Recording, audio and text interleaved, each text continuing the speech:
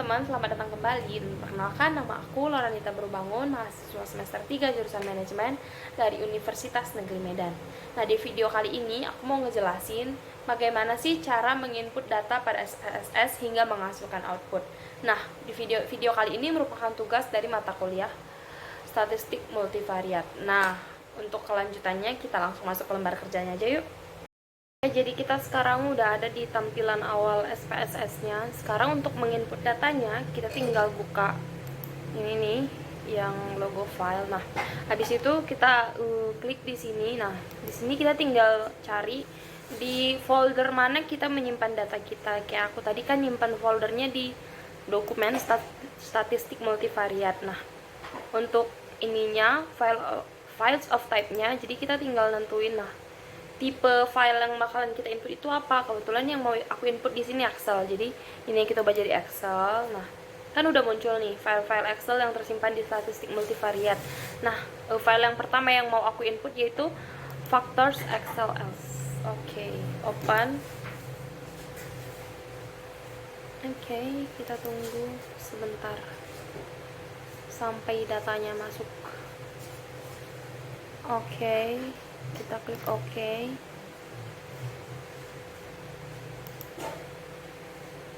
Oke, jadi ini datanya udah masuk. Nah, sekarang kita tinggal masuk ke variable view. Nah, ini kan kebetulan namanya udah betul, jadi nggak perlu kita ubah lagi. Type-nya perhatikan harus numerik semua.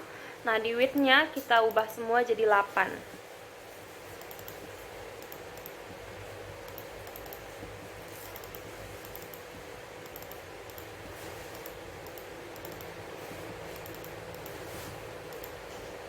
Nah, ininya kita ubah satu aja, bebas sih sebenarnya. Ininya columns-nya juga kita ubah jadi 8.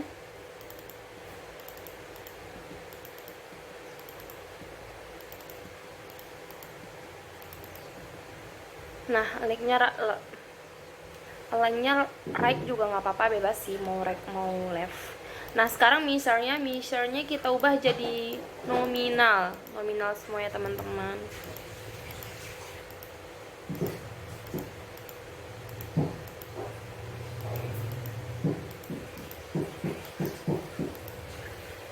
Oke, nah row-nya input semua. Oke. Sekarang kita balik ke data view. Oke. Jadi untuk membuat outputnya, karena kebetulan SPSS sudah menyediakan 2 lembar kerja, yaitu satu untuk input dan satu lagi untuk output, yaitu ini. Tampilan kayak gini sebelum kita masukin mengoutput data yang udah kita input tadi. Jadi cara untuk mengoutputnya tinggal kita masuk ke analyze. Nah, kita masuk ke dimension reduction, faktor. Nah, ini semua kita masukin ke variabel nih, kita input satu-satu.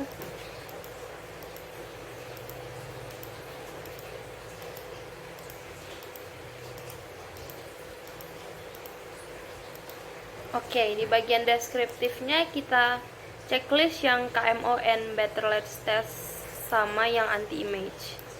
Oke, continue. Kita klik OK. Oke, kita tunggu sebentar. Nah, jadi ini dia faktor analisis dari data yang udah kita input tadi. Jadi ini dia outputnya. Jadi sekarang kita lanjut untuk mengoutput file yang kedua. Oke, jadi sekarang kita udah masuk ke tampilan baru. Nah, sekarang kita bakalan nge-input data yang kedua. Nah, untuk menginputnya sama aja caranya kayak yang tadi. Kita masuk ke sini, statistik. Kita ubah ini jadi Excel. Nah, sekarang kita bakalan nginput faktor Z. Oke, kita klik faktor Z-nya. Kita open. Oke. Jadi udah. Sekarang kita masuk ke variabel view. Nah, namanya udah betul. Type-nya kita ganti, type-nya jangan lupa diubah semua jadi numerik. Nah, width-nya kita ganti jadi 8 semua.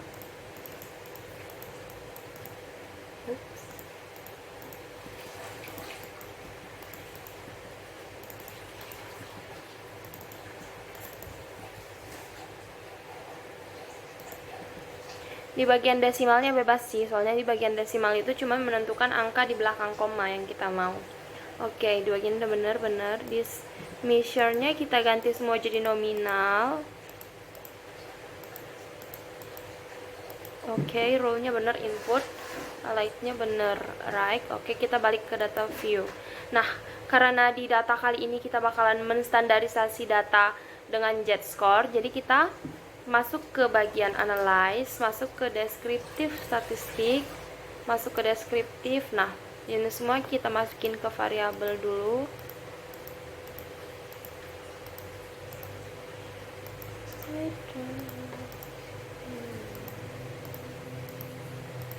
Oke, habis itu kita checklist yang bagian save standard values as variable. Oke. Nah, jadi masuk deskriptif statistik. Kita balik lagi ke tampilan inputnya. Nah, di sini udah ada Z-score-nya nih. Z gaji, Z komisi, Z bonus, Z absen, Z tes, Z anak, dan Z kunjung. Nah, variabel ini merupakan standarisasi dari tadi variabel-variabel yang udah kita ketahui. Nah, jadi untuk mencari KMO dan anti-image-nya, kita bakalan ngerjainnya. Untuk mencari KMO dan anti-image-nya, kita bakalan lanjut ke tugas yang ketiga. Oke, jadi sekarang kita udah masuk lagi ke tampilan awal.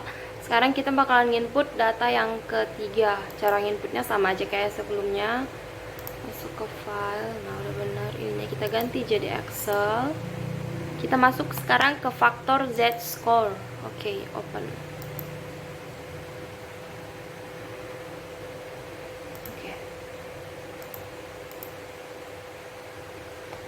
Oke, jadi datanya udah sama aja kayak file yang sebelumnya. Sebenarnya sekarang kita masuk ke variabel view.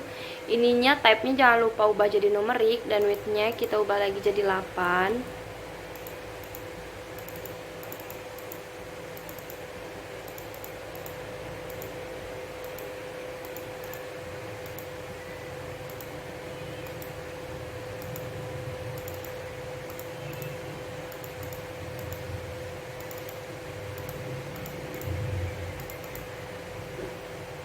Desimalnya bebas, itu tergantung berapa nilai di belakang koma yang kita inginkan.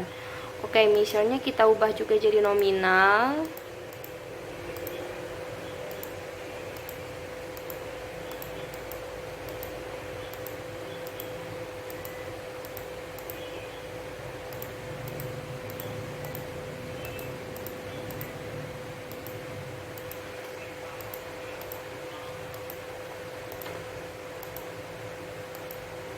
Nah, udah benar, ininya columns-nya kita ubah juga jadi 8.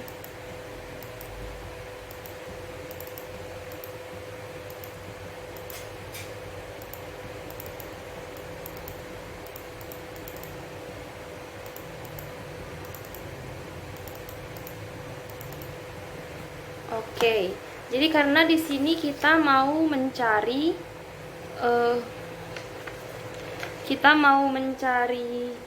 KMO sama anti-image-nya. Jadi kita masuk ke analyze, lalu masuk ke dimension reduction, faktor.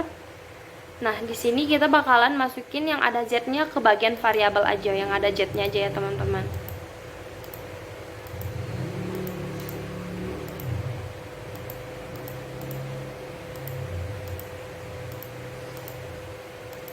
Oke, setelah itu masuk ke deskriptif, checklist yang KMO sama anti-image, continue. Oke. Nah, jadi di sini udah muncul KMO sama anti-image.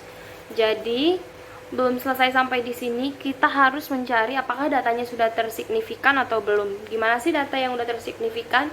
Nah, jadi data yang udah tersignifikan itu adalah data yang udah di atas 0,5 ke atas.